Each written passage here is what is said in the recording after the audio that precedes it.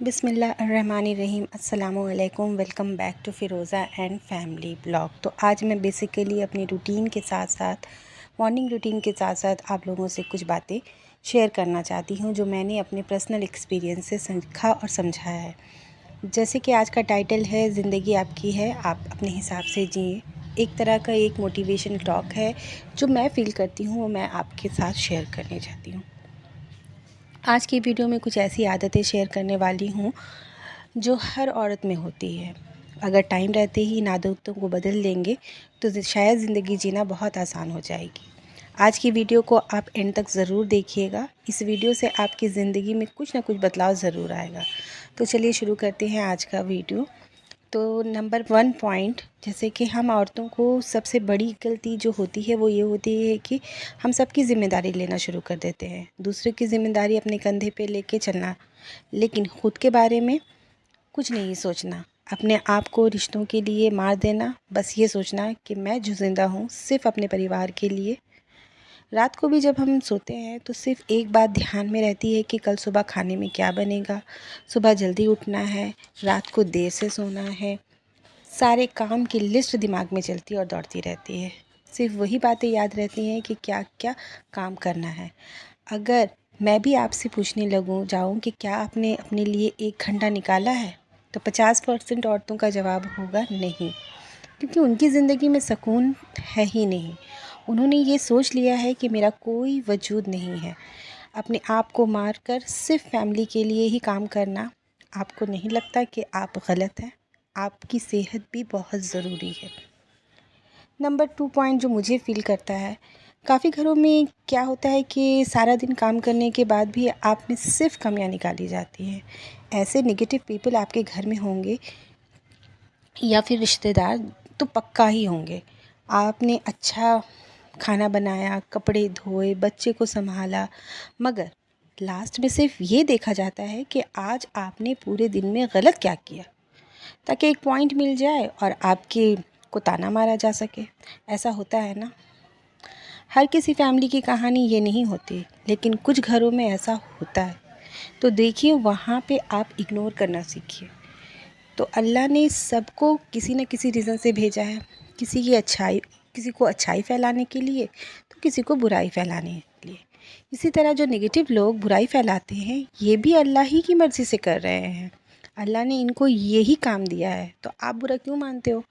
तो अपनी एनर्जी को वेस्ट मत कीजिए। अगर आप बिना बात की बातों को अपने दिल पे लगा लेंगे तो आपकी ज़िंदगी बहुत छोटी लगने लगेगी। इससे अच्छा है कि ऐसे लोगों को इग्नोर करो और अपनी मस्ती में मस्त रहो। नंबर 3 पॉइंट जो मैं आपसे डिस्कस करना चाहती हूँ, कई बार ऐसा होता है कि आपकी बहुत सी बुराइयाँ हो रही हैं। लोग मिलते होंगे तो बताते होंगे कि आपके बारे में ये बोला जा रहा है, वो बोला जा रहा है।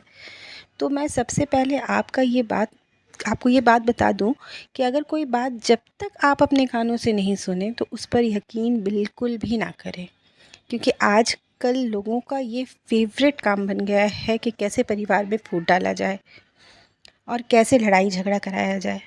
तो इस ऐसे लोगों को इग्नोर करिए।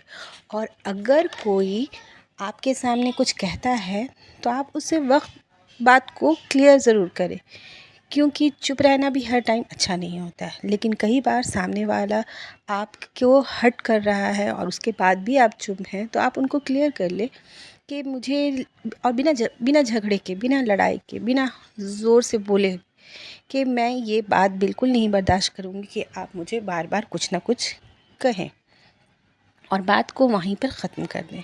और फिर देखिएगा, अगला इंसान आपको बोलने से पहले सोचेगा ज़रूर कि मैं क्या कह रहा हूँ।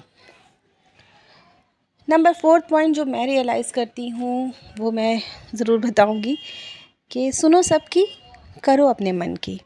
कई बार क्या होता है कि कई बार लोग आपको इतनी सलाह देते हैं कि इस काम को आप नहीं करना चाहिए या फिर इस काम को आपको करना चाहिए।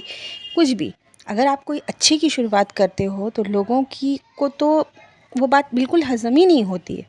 इतने ज़्यादा एडवाइस देते हैं कि कहीं ये आपने लाइफ में क्या कर लिया, नहीं कर लिया। उनको ये फ़ील होता है कि कहीं ये अपनी लाइफ में कहीं आगे तो नहीं बढ़ जाएगा। हाँ, अगर आप कुछ गलत करेंगे तो उतने ही लोग आपको आगे ज़रूर बढ़ाएंगे। ये बात आप ज़िंदगी में नोट कर लेना। अच्छे के लिए पीछे खींचते हैं और आपकी लाइफ में कुछ बुरा हो उसके लिए वो आपको आगे ज़रूर ढकेलते हैं। तो मेरे हिसाब से सुनना सबकी है और करना अपनी है। तो मैं अब आ जाती हूँ अपने लास्ट पॉइंट पर, और लास्ट मगर इम्पॉर्टेंट पॉइंट वो है अपने आप को खुश रखना। आप किस चीज़ में खुश हो इसके लिए आपको ही वर्क करना होगा।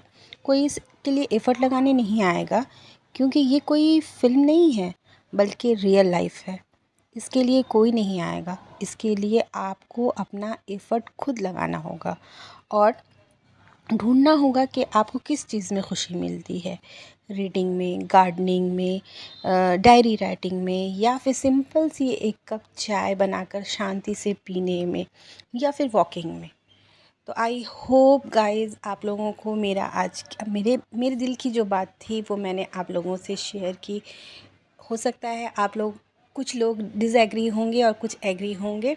इसी के साथ मैंने अपने मॉर्निंग रूटीन भी शेयर किया। तो यहाँ पर ऑलमोस्ट आप लोगों से बातें करते करते मेरा सारा काम हो गया। अब मैं फ़ाइनल टचअप में हूँ। यहाँ पर मैं अपने लास्ट में जो घर को झाड़ू वाड़ू लगा करके उसके बाद मैं नहाऊंगी और फिर कॉलेज के लिए निकल जाऊंगी। तो यहाँ पर मैं एक हाउसवाइफ़ और ये एक होम मेकर की जो ज़िंदगी है वो ख़त्म होती है और एक वर्किंग वुमेन की लाइफ जो है वो शुरू होती है।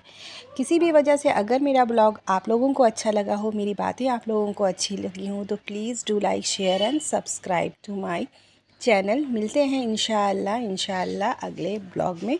तब तक के लिए अल्लाह हाफ़िज़।